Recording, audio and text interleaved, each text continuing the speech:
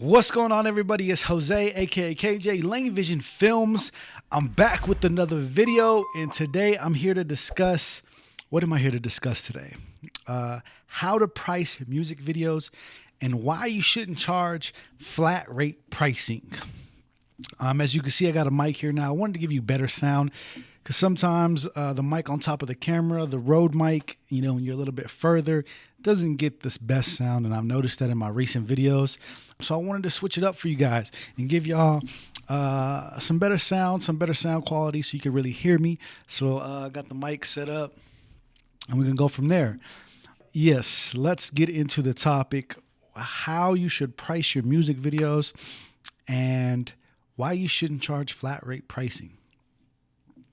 So for all you videographers, directors, whatever you want to call yourselves out there, you're actually screwing yourself by charging flat rate pricing.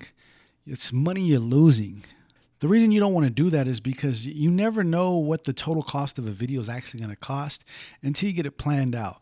So when someone hits you up and says, yo, how much you charge for videos, and you automatically say $250, $350, what if that video costs $500 to shoot? I mean, it doesn't make sense. You're going to come out of pocket. So the question that you should always ask, and it's the question that I always ask anytime someone hits me up for a music video, the question I always ask the artist or client, business, whatever it is, for a commercial, what is the budget that you are looking to work with? And the reason for that is because who knows? You haven't heard the song. You don't know what's going to come out of it. Unless you got this mindset of, I'm just going to go stand by next to a car outside in the hood and boom, that's the music video, then I guess you could charge flat rate. But those are not dope videos. That's played out already. Let's move on from that. So basically, the first thing that you should do when setting your price for a video is know your hourly rate. How much is your time worth? Do you want to charge $5 an hour, $10 an hour, $20, $50, $100, $75, $200 an hour? Whatever that is, know what your going rate is. And include that with shooting time, include that with editing time. How long on average does it take you to edit a video? If it takes you about 3 hours to edit a video, let's say you want to charge $20 an hour. And on average, it takes you $20 or 3 hours to shoot a video. That's already $60 in that. Then on average, it takes you about 5 hours to shoot a video. So that means the starting budget for this music video should be a minimum of $160 if you're charging $20 an hour. That's what the minimum budget should be. Then you got to include, okay, what are we doing with this video? Oh, I wanted this crazy lights everywhere. Okay, you got to go rent the lights. So the light's going to cost $200 to shoot the video. So now you're at $360 a video. And I want these models and these girls.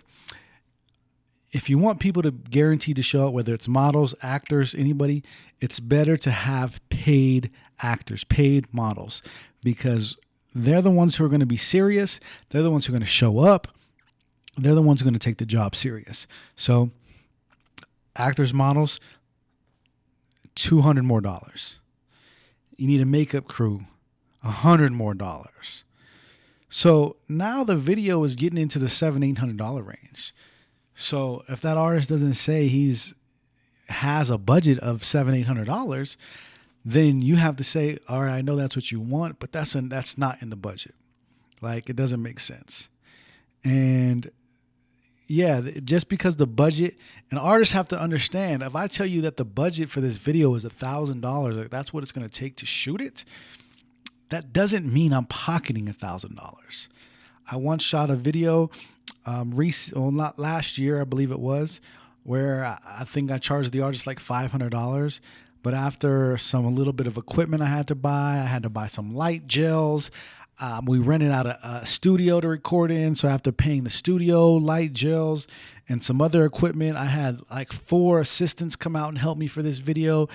After compensating those people, like I really only pocketed like $150 out of that $500. So that doesn't mean I'm charging you this much because I want to pocket that. So artists need to be aware of that. Things cost money. And so, it is what it is. And videographers, sometimes you'll plan for $1,000 shoot thinking that $200 is what you're pocketing and $800 is going into it. And some of the things might end up costing more than $800. And you really only pocketed $100 instead of the $200. Sometimes that happens. But if you always plan with that budget above, you'll always make some kind of money. But if you just say, $350 every single time, and it ends up costing you $325 for everything you need for these videos, you made $25 because you wanted to do flat rate pricing. Makes no sense. There are flat rate pricing somewhere in a few cities and states. Usually videographers who do flat rate pricing is because they're still new to the game. They don't know how the game works. And it's big out here in Utah. Videographers doing flat rate pricing, and it's actually hurting and tarnishing the game for other videographers who are really trying to take this passion seriously and make it happen, because now they feel like we're overcharging when actually we're charging you the exact price that we should be to give you that crazy video that you're looking for. Now, also with pricing, there's some videographers who add a 10 to 15% price up on all, things that they have to purchase in that budget. That's why they make extra money, or they have extra money in case it costs more. That's an option that you have out there. So you got to consider that when you're doing your pricing. Other thing with pricing that you could do is that I know some videographers do is all the equipment you own. Like a lot of times you bought that equipment before you actually had the money to buy it from working. So if you got a $2,000 camera, $3,000 in lenses, $1,000 light, all types of, a Ronin M, a Ronin S that are anywhere from $700 to $1,500. Like all this equipment you have to bring out, that could cost money. So I know some videographers who say, okay, even though they don't have to rent this equipment, they're throwing that a small price in the budget for having to bring that out. So that's money that they are working towards to pay that off or to gain the money back that they spent on it. That's also an option you can do. So that's why it's very hard to do flat rate pricing. You're losing money. You should be making money every single time. And when you do that flat rate pricing, it's terrible. That's a beginner thing. Artists, if you make it in the industry, videographers in the industry, they never have flat rate pricing. And most of the artists learn this, and labels know this when they reach out to a videographer. Cole Bennett, when the labels reach out to him or artists reach out to him, they say, hey, I want you to shoot my video. I have a $20,000 budget. What can we do for $20,000? I have a $50,000 budget. Nobody comes to Cole Bennett or any of those top-notch videographers that's actually in the industry saying, hey, what's your flat rate price to shoot a video? It's not going to happen. They're going to laugh at the artist. They're going to laugh at the label. And I bet you there's no label out there There's no label out there that would even do that. That don't even make sense. It's not how it works in the industry. Have a legitimate business here that we're running, me and my team. So we're doing it how it's done in the industry. Why not prepare yourself? You want to make it big. Why not prepare yourself for how it's going to be when you make it big? That's just how it is. I wanted to be a professional videographer. I didn't go get cheap stuff until I make it. No, I'm going to go spend the money on this light that cost almost $1,000. This camera that I'm recording on that cost $2,500. This mic that cost about $100. I went and bought this stuff because this is what I wanted. This is where I'm at. I didn't wait and say, I'm not going to do it yet because I'm not there yet. No, do it how it's going to be when you make it, so that when you get there, it's not a shocker or anything. That's to the artist. That's to the videographer, same thing. do it how it's going to be when you make it. Like, stop pretending that you're just going to be local forever, because if that's what you want it to be, then that's where you're going to stay forever. And it doesn't make sense. Like, do this to get somewhere bigger than where you're at. Do this to get to quit your job. Do this so you could do it full time. Do this so you can, make it. YouTubers spend lots of money. Videographers spend lots of money. Photographers spend lots of money. Artists spend lots of money. Anything you do in the business world, you have to spend lots of money, but you also have to price it so you make that money back. And doing flat rate pricing is not going to make that money back, because one, you're only going to be able to shoot the same videos over and over again. You're never going to be, one video is never going to be outlandish and then some are more simple, because you're charging the same price every single time. And so your videos is going to have to be dealing with that same budget every single time. And most people who shoot flat rate pricing, it's very low. I don't understand it. It's like $100, $200. So I think the average flat rate pricing is $350. When most people ask me, well, how much for a flat rate? After I ask them what their budget, I said, look, it usually starts at a minimum of $500. And that's because that's how much I value my time, as far as what it's going to take to edit it, shoot it, my time. That's why it starts at $500 and it goes up from there.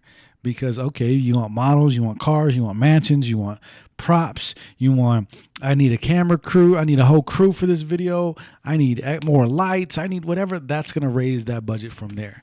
So, artists, learn the game, learn how it is in the real industry. Videographers, learn the game, learn your craft, not just how to operate the camera, but how the business aspect works. This is how you price. And if you want to lower it so you get the job, then lower your rate. If you're charging $100 an hour, lower it to $75, lower it to $50, whatever you feel comfortable you can lower it to. That's what you lower it to, so that you can shoot these videos. That's how you price your videos. That's how you do not shoot flat rate pricing. It doesn't make any sense. You're losing money. You're leaving it on the table. And not saying go get these artists for whatever, just to be taking their money.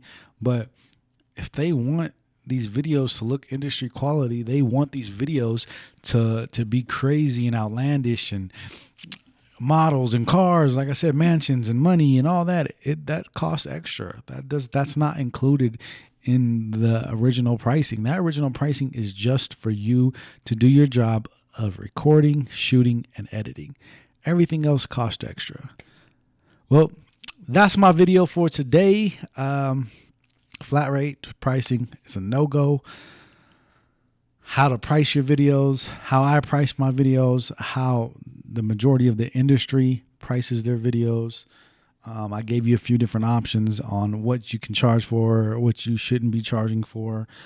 But yeah, man, get your money, man. These artists want to get their money, and a lot of these artists are talking about this much and that much for a verse. They should have no reason why they can't afford these videos if that's what they want.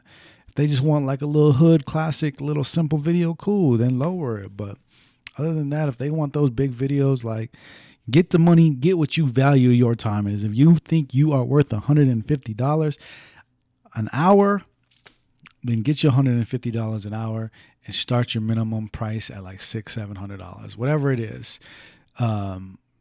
Get that first, and everything else goes from there. Because if it ain't, then you devaluing yourself. And it doesn't make any sense, man. So get your money.